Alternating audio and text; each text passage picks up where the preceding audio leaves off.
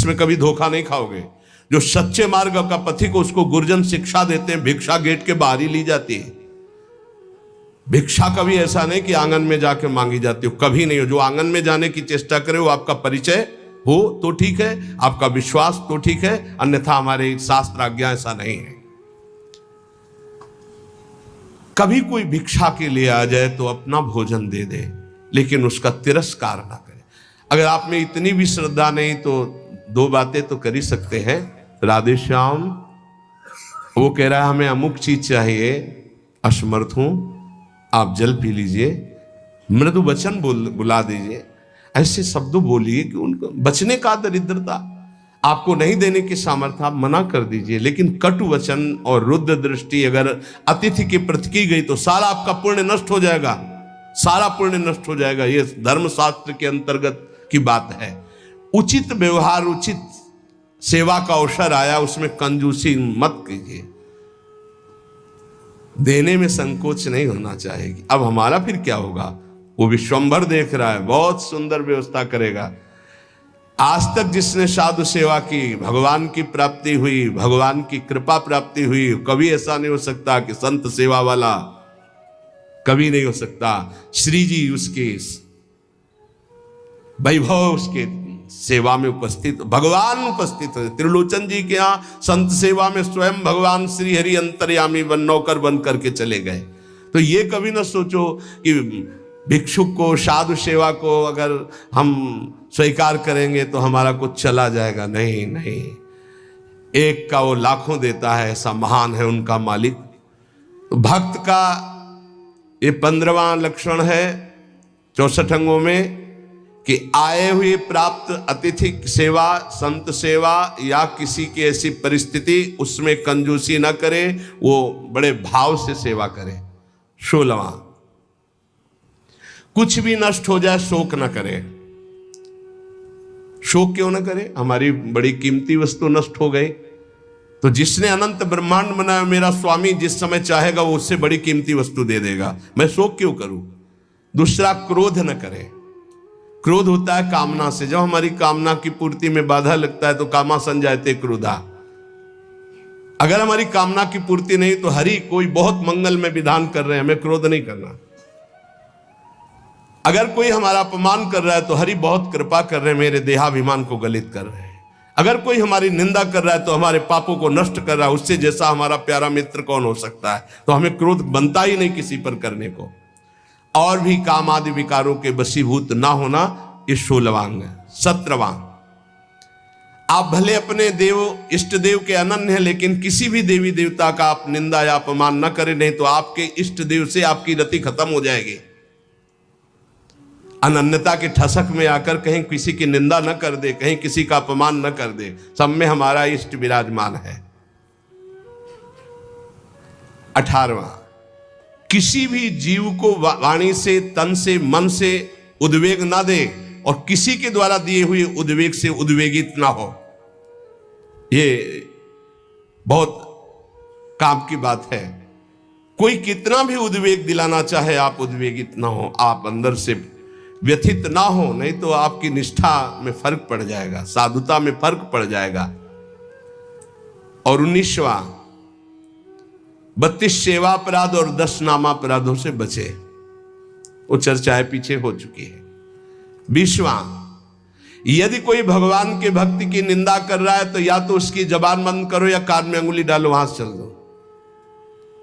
राधा राधा राधा राधा राधा राधा। भक्त निंदा कान में नहीं पड़नी चाहिए। हो यहां और कान के पर्दे हिला के पूरा सुनना चाहते, फिर क्या हुआ? अच्छा, ऐसा लग रहा है कि मानो परमानंद की बात, भगवान की कभी चर्चा ऐसे नहीं सुनेंगे, उसमें तो झटके लग जाएंगे आलस्य के। लेकिन किसी की निंदा होने लगे, फिर देखो पूरे कान के पर्दे खोल कर। क्यों? क्योंकि पतन की तरफ मन हमारा स्वाभाविक जाने के लिए तैयार रहता है। जैसे जल को छोड़ो नीच गति, ऐसे ही मन को छोड़ दो नीच गति। तो अगर किसी भी संप्रदाय के किसी भी संत भक्ति की निंदा हो रही है तो हमको वहां से हट जाना चाहिए या कान में अंगुली डाल लेना चाहिए, नहीं तो भारी अपराध लगता है। संत शंभु श्री पद अपवादा कही सुनीता अस मर्यादा, काटी जीव तासु जो बसाई, श्रवण मुनि नत चले पर आई। किसी भी संत भक्त महात्मा की निंदा हो रही और सभा में आप बैठे तो आप पाप के अधिकारी होंगे, आप हट जाइए, तुरंत हट जाइए। हरिहर निंदा सुनई जे काना, पाप लगे गौघात समाना। गौ हत्यारे को जो दुर्गति होती वही भगवान और भगवान के भक्तों की निंदा सुनने वाले की होती है, करने वाले की होती है, दोनों अपराधी माने जाते हैं। 21वां, गुरु दीक्षा लेकर तिलक मुद्रा वैष्णव चिन्ह ना धारण करना, यह अपराध है, धारण करना चाहिए। अगर दीक्षा ले ली है, देखो हर आचार्य तिलक धारण करते हैं। आद्य गुरु भगवान शंकराचार्य, निम्बार्काचार्य, हर वैष्णव जन चाहे जिस मार्ग के पथिक हो सब तिलक धारण करते हैं, सब कंठी धारण करते। वो रुद्राक्ष ये तुलसी जी की कंठी धारण करते हैं। ज्यादा सिद्धावस्था नहीं झाड़नी चाहिए। इष्ट तिलक लगाते हैं, आचार्य लगाते हैं, गुरुदेव लगाते हैं, और हम इतने ऐसे देखने को प्रमाद स्थिति मानी जाती है। सिद्धावस्था, सिद्धावस्था जब तुम्हें भोजन की याद न रहे, तुम्हें शौच लघु शंका की याद न रहे, तुम्हारी दिनचर्या अस्त व्यस्त है, तुम्हें पता नहीं, तुम भगवदाकार वृत्ति में डूबे हुए अवधूत स्थिति है, वो बात अलग है। उसके लिए लिखा, लिखंति भुजमूल तो न खलु शंख चक्रादिकम, विचित्र हरि मंदिरम न रचयन्ति भालस्थले, लसत तुलसी मालिकाम ददत कंठ पीठे नवा, गुरुर भजन विक्रमात् को ईते महाबुद्धया। वो ऐसी स्थिति को प्राप्त महापुरुष शरीर की सुध नहीं तो तिलक कौन लगावे, कौन कंठी बांधे, कौन दर्पण देख करके लगावे, लेकिन इतनी है स्थिति तो तिलक लगाओ। ऐसी स्थिति जो आचार्य स्वयं धारण करते हैं, तिलक गुरुदेव धारण करते हैं, तो बिना तिलक के 1 मिनट भी नहीं रहना चाहिए। जैसे सुबह आते तो पहले पूरे शरीर में रज और सूखी बट्टी से तिलक की रचना, क्योंकि उस समय नहीं होता कि हम बैठकर फिर आकर यहाँ तिलक रचना करके ऐसे। अगर हमारे पास समय तो हम चाहे सूखी रज से ऐसे तुरंत तिलक बनावे, वो दिखाई नहीं देगा, पर 12 तिलक लगा के ही आगे बढ़ना चाहिए। स्नान के तुरंत बाद तिलक की रचना होनी चाहिए। एक इष्टा में रख लेनी चाहिए, कभी ये टूटे तो तत्काल कंठे बांध ली, गुरु प्रदत्त प्रसादी करवा के रख लेनी चाहिए। वैष्णव चिन्हों को जरूर धारण करना चाहिए, माला मुद्रा आदि। 22वां है, प्रभु के नाम अक्षरों को मस्तक पर हृदय पे धारण करना।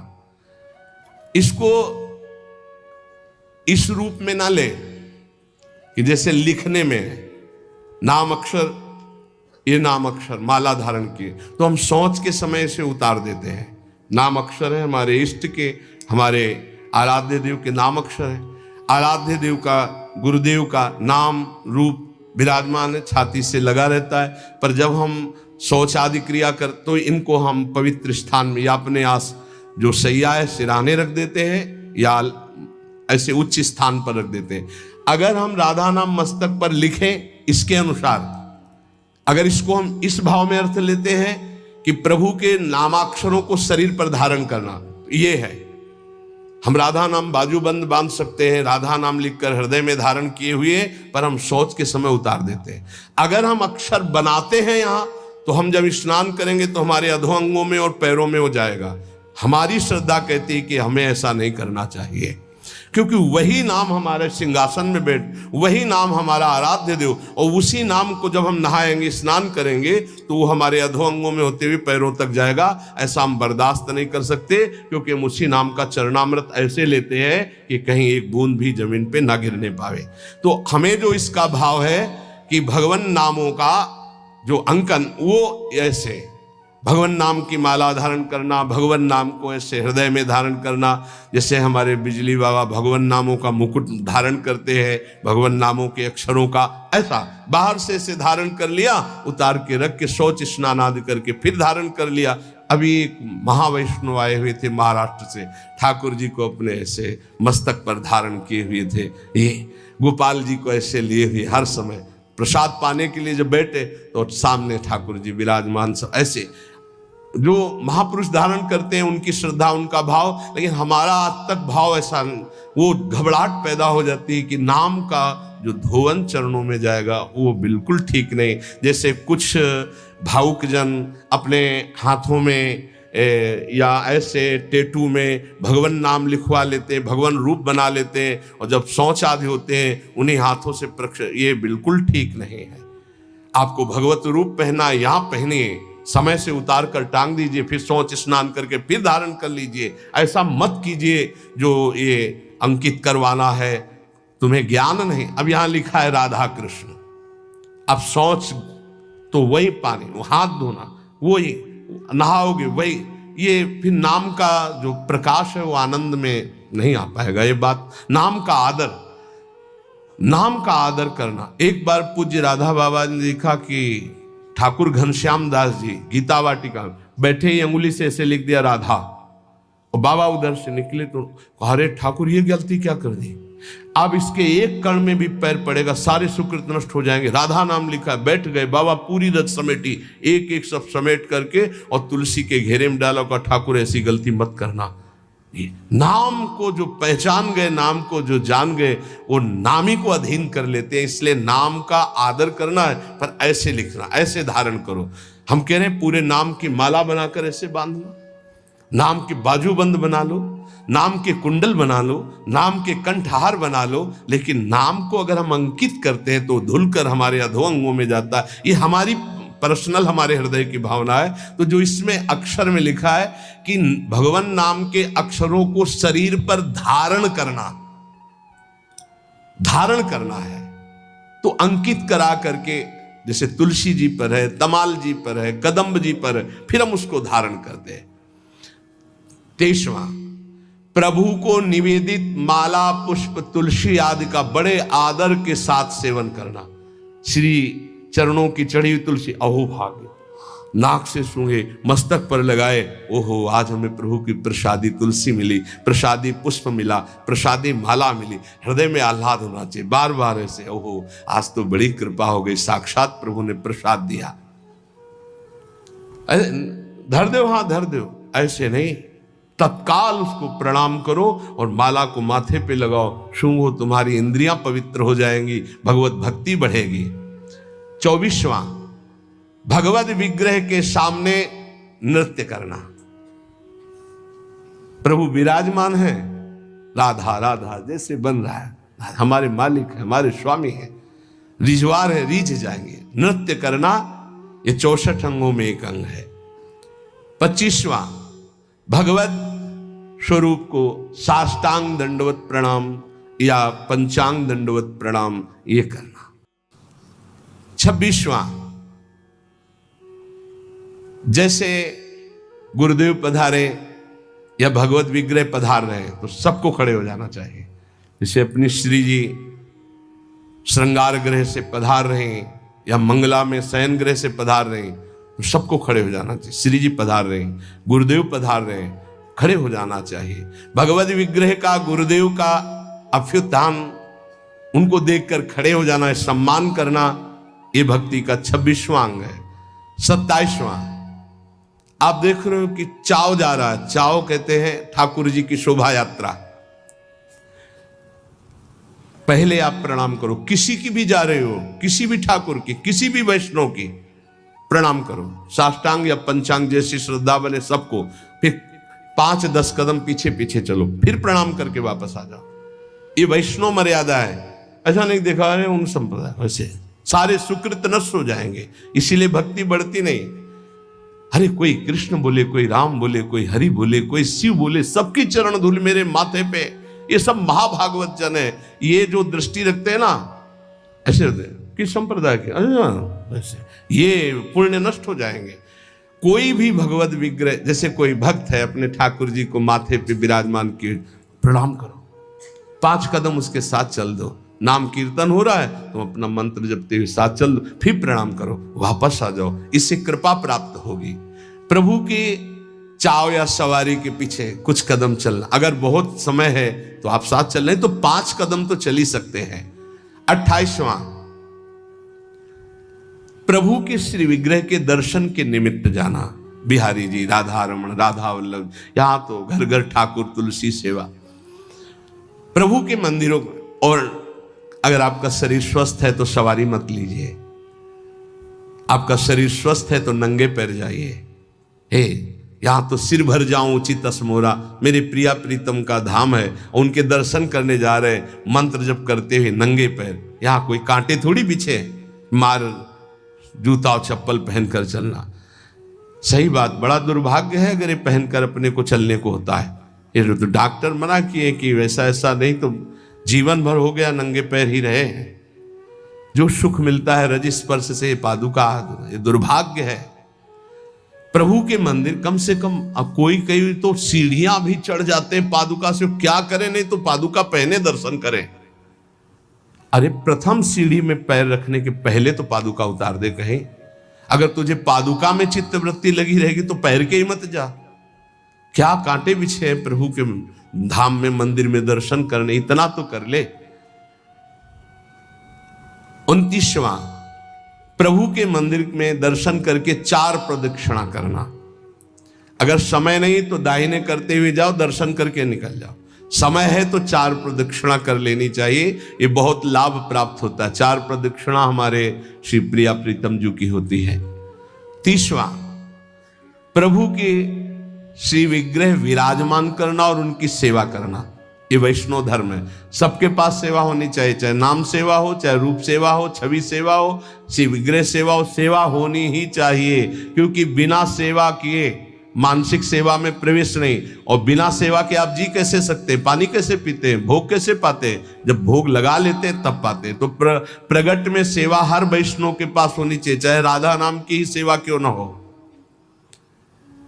31वां, प्रभु के लिए परिचर्या करते हुए पंखा डुलाना, चंवर डुलाना, माला गूंथना, चंदन घिसना, जहां प्रभु विराजमान हुआ सोहनी लगा करके पोछा लगाना, विविध प्रकार की भोग तैयारी करना, ये विविध प्रकार की जो परिचर्या है ये बहुत बड़ा लाभ प्रदान करती है। इसी परिचर्या के बल से अम्बरीश जी की रक्षा में सुदर्शन चक्र था। चक्रवर्ती सम्राट होते हुए स्वयं पोछा ठाकुर जी के लिए लगाते थे, स्वयं परिचर्या करते थे। ये छोटी मोटी बात नहीं जो आप पंखा करते हो, चंवर करते हो, श्री जी की सेवा में हो। साक्षात श्री जी ने स्वीकार किया है, चाहे वो कोई गेट सेवा में हो, चाहे वो सब श्री जी की सेवा में, सेवा परिचर्या से आराध्य देव को अधीन किया जाता है।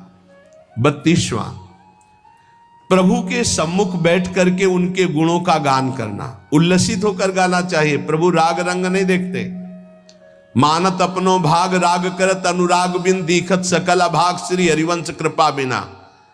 बहुत सब राग रागिनियों का ज्ञान है, लेकिन अनुराग नहीं है तो प्रभु नहीं रीझते। हाँ, लोग तो रीझ जाएंगे, प्रभु नहीं रीझेंगे। देखा है राग रागिनियों में प्रधानता रखने वाले पर, और लोगों की तालियां, लोगों का भाव देखते हैं। प्रभु बैठे उनकी तरफ पीठ है, ऐसे प्रभु हैं, ऐसे बैठे राग रागिनी, सामने तालियां बज रहे, सामने बज रहे। मानत अपनो भाग राग करत, अनुराग बिन दीखत सकल अभाग। कोई राग नहीं आता, आप ऐसे गा रहे तो वाह वाह ठाकुर जी बोल उठेंगे जिस दिन भाव से गाओगे। नाम बाणी जहां श्याम श्यामा तहां, नाम बाणी सुनत श्याम श्यामा सुबस। प्रभु के सम्मुख गान करने का सौभाग्य जानते हो, ये जो आप लोग बैठकर गान करते हो, बड़ी विशेष कृपा है। उनके लीला गुण गायन से बहुत जल्दी वो प्रसन्न हो जाते हैं। 33वां, भगवान के सामने भगवान का नाम कीर्तन करना। ये जो आप लोग करते हैं, हाँ, हृदय आह्लादित हो जाता है। राधा राधा जब आलाप लेते हैं तो जैसे दूध गैस में चढ़ाओ तो उफान नहीं आती, ऐसे भक्तों के हृदय में उफान आनंद की आती उच्च स्वर से नाम कीर्तन सुनकर। 34वां, इष्ट मंत्र का जाप का नियम होना। जैसे गुरुदेव देते 11 माला, 21 माला, 33 माला, जो भी, वो संख्या जरूर पूरी करनी चाहिए। इष्ट मंत्र की जो संख्या है गुरुदेव ने जो दिया है, ये भक्ति का अंग है, जरूर पूरा करना चाहिए। ध्यान देना चाहिए कि हमें इतना मंत्र जो गुरुदेव ने कहा वो जपना ही जपना है। इष्ट मंत्र का नियम पूर्वक जप का ये भाव गुरुदेव ने जो दिया उसको पूरा करना चाहिए। 35वां, रोज प्रभु से प्रार्थना करनी चाहिए, उनकी कृपा मांगनी चाहिए, रो रो कर उनके दर्शन की इच्छा उनके प्रेम की इच्छा, उनके चिंतन की इच्छा, यही हमारी भिक्षा, ऐसा मांगना चाहिए। रोज 4 शब्द तो बोलना चाहिए, लाडली जी कृपा करो, अपना निरंतर नाम हमारे हृदय में चला दो, प्रिया जो और कोई चिंतन न बन पावे, बस आपका चिंतन बना रहे, ऐसा मन से बातें करनी चाहिए, वही प्रार्थना है। 36वां, महापुरुषों के द्वारा गाए हुए स्तोत्र और पदों का गायन करना चाहिए। जैसे चतुरासी जी है, ये सब स्तोत्र ही है, श्रीमद् राधा सुधा निधि, एक एक श्लोक सब प्रार्थना भरे हुए हैं, स्तोत्रों का गायन करना चाहिए। 37वां, प्रभु के निवेदित किए हुए प्रसाद का बहुत महत्व रखना चाहिए। जैसे प्रसाद आया तो खड़े हो जाना चाहिए, भगवत प्रसाद आया, प्रणाम करके हाथ में जो तत्काल पाना चाहिए, तत्काल प्रसाद की महिमा चाहे किनका तत्काल, ऐसा नहीं रख दो फिर पा लेंगे समय आने पर, अभी हमारे पास समय नहीं, ये अपमान हो गया प्रसाद। भगवत प्रसाद का सबसे पहला सम्मान माथे पे लगाओ, प्रणाम करो। अगर आप बैठे हो प्रसाद आया तो खड़े हो जाओ, पहले प्रसाद का सम्मान करो, भगवत स्वरूप मानना। एक कह रहे थे कि हम कुछ भी पाते हैं तो हमारा भजन रुकता है, तो हमका कुछ क्यों पाते हो, गुरु प्रसाद पाओ, भगवत प्रसाद पाओ। हाँ बोले वही तो हमका उसे कुछ में क्यों बोले, भगवत प्रसाद पाने से भजन में विक्षेप पड़ता है। बोले असली बात है कि विक्षेप पड़ जाता है, तो यहां तक टिटुआ तक कौन बोला कि खाओ, थोड़ा प्रसाद पाओ और देखो भजन होता है कि नहीं होता है। अब हलवा पूड़ी सब तो ठाकुर जी हजम कर पाएंगे, वो तो विश्वंभर है, वो तो आग पी गए, तुम पियोगे क्या, वो तो पी गए आग, दावानल में सब सखाओ जब गौएं हुई ऐसे कह के मुंह पे पी गए। देखो भगवत प्रसाद किनका लो और मधुकरी भरपेट पाओ, जो मंदिर से प्रसाद मिले तो किनका ले लो, ये सिद्धांत वैष्णवों का रहा है। एक बार झाड़ू मंडल के पूज्य महाराज बलराम दास जी महाराज, उनको वृद्ध अवस्था में एकदम काम वेदना जागृत हो गई, वो कोई माताएं स्नान करेंगी तो दृष्टि, तो उन्होंने कहा कि अब जीवन को नहीं रखेंगे, गलत भाव आ गया। तो सब भक्तों ने कहा कि चलो वृंदावन की परिक्रमा लगाते हैं, तो नाम कीर्तन करते हुए परिक्रमा लगाई तो जो विकार आया था वो हट गया। बहुत बड़ा प्रभाव है, जिससे आपका ज्यादा दिमाग संसार की तरफ आकर्षित होने लगे, तो कोई अन्न चला गया दूषित, तो आप वृंदावन की गिरिराज जी की परिक्रमा लगा लो, पूरा नशा उतर जाएगा, जो अन्न आदि का दोष का है वो नष्ट हो जाएगा। और उन्होंने कहा कल प्रसाद कहां से पाया, तो कहा गोविंद देव जी का, उस समय गोविंद देव जी विराजमान थे। गोविंद देव जी का प्रसाद भला कैसे गए, और जो श्रीअंग सेवी थे उनसे पूछा कल गोविंद जी का भोग कहां से लगा, बोले कलकत्ता की वैश्या ने लगवाया। तो गोविंद जी से कहा भोग है ना, आपका प्रसाद न पाओ तो वो अपराध बने, प्रसाद पाओ तो काम दोष जागृत हो, इसका मतलब क्या है। वो तो सीधे ठाकुर जी से बात, तो ठाकुर जी ने कहा बाबा प्रसाद पाने के लिए कहा था, भरपेट पाने को कौन कहता है, इतना किनका लो प्रसाद का, हमारा पूरा संसार है, हम तो सबके पाएंगे, हम तो सबके लाड़िले हैं, तुम्हें जरा सा किनका लेकर हमारे प्रसाद की रक्षा करनी और पेट भरना माधुकरी से भिक्षान्न के द्वारा। तो भगवान के निवेदित प्रसाद को ग्रहण करना। अच्छा, अब जैसे प्रियालाल का भोग है, रोज खीर हलवा पकौड़ी कचौड़ी 50 प्रकार के भोग लगते हैं, अब रोज पाओगे तो तोंद चिकनाएगी, भजन में रस थोड़ी आएगा, पक्का समझो। भजन में तब रस आएगा जब इतना किनका ले लिया। और देखो अपने लोग तो उपासक हैं, श्री स्वामी हरिदास जी महाराज ललिता जी के अवतार, कोई साधक नहीं है, पर 56 भोग बिहारी जी का लगा, उत्तम भोग लगाए मोर मरकट को सेवएं, वृंदावन के मोर मरकट को ऐसे ऐसे करके चीख लेते, और चना, आप चना पाके रहते सूखे। बिहारी जी का भोग 56 भोग, उत्तम भोग लगाए मोर मरकट को सेवएं, वृंदावन के मोर मरकट गाय आदि को दे दे, भगवत प्रसाद है, पाओ तुम। हम क्या पा रहे हैं, जरा किनका लिया और सूखे चना। भगवान के चरणामृत का पान करना आदर, जब चरणामृत लेने का अवसर आए, 38वां नंबर, तत्काल ऐसे हाथ में ऐसे वस्त्र लगा के चरणामृत लेना। कोई कोई तो हमने राधा वल्लभ जी ने सुना, ए पानी दे दो हमको भी जल, ऐसे नहीं बोला जाता। चरणामृत पानी, चरणामृत जल है, नहीं नहीं, भगवत चरणामृत वो बेचारे जानते नहीं है ना। ऐसे सदैव लेना चाहिए कि एक बूंद भी पैर में ना गिरे, ऐसे लेकर चरणामृत का पान करना। और रोज नियम बना लो, सबसे प्रार्थना है कि बिना चरणामृत के तुम्हारी दिनचर्या शुरू नहीं होनी चाहिए। स्नान किया, रज लगाई, तिलक लगाया, चरणामृत लिया, अब हमारी दिनचर्या शुरू होगी। जब तक जबान, हम ये परम वैष्णव की बात करें, जबान में चरणामृत नहीं गया तब तक और प्रसाद नहीं पाएंगे, पहले चरणामृत। और 39वां प्रभु को चढ़ी हुई सुगंधित इत्र, धूप आदि ग्रह, इत्र का जैसे फूहा श्री जी के अंग, बहुत मंगलमय श्री ओ से गंधारी मेरी प्रियाजू के श्री अंग का स्पर्श किया। इसीलिए इन प्रेमी जनों को समझ पाना मुश्किल होता है। अब इत्र की सुगंध आ रही, पान का बीड़ा मुख में लगा हुआ है तो लगता है कि कैसे पान खाए हुए जो निषेध है, माला पहने हुए जो निषेध है, संत को इत्र लगाए हुए जो निषेध, पर ये निषेध नहीं है, यहाँ ये विधि है। वैष्णव सेवा, वैष्णव संप्रदाय में भगवत आराधना में ये विधि है। प्रभु को चढ़ा हुआ इत्र और धूप आदि की गंध लेना, सुगंध लेना, इससे भक्ति बढ़ती है। 40वां पवित्र होकर ही भगवत विग्रहों का स्पर्श करना, अपवित्र दशा में नहीं। पर बहुत पवित्रता का थोड़ा निर्वाह आजकल बहुत कठिन हो गया है। अब इतने बढ़िया बाथरूम बने हुए कि रज का तो छू नहीं सकते हैं, वही साबुन से ऐसे कर लिए तो हमारी दृष्टि में अपवित्र ही मानते हैं हम। अगर रज का सेवन नहीं तो अपवित्र है। और अगर आप कि वस्त्र उस शौचालय वाले पात्र में वो है ना, उसमें छू गए तो हम अपवित्र ही मानते हैं, वो सेवा लायक नहीं। बहुत संभाल करके, आजकल वो अटैच बाथरूम है ना, बहुत संभाल करके, पवित्रता बड़ा कठिन हो गया।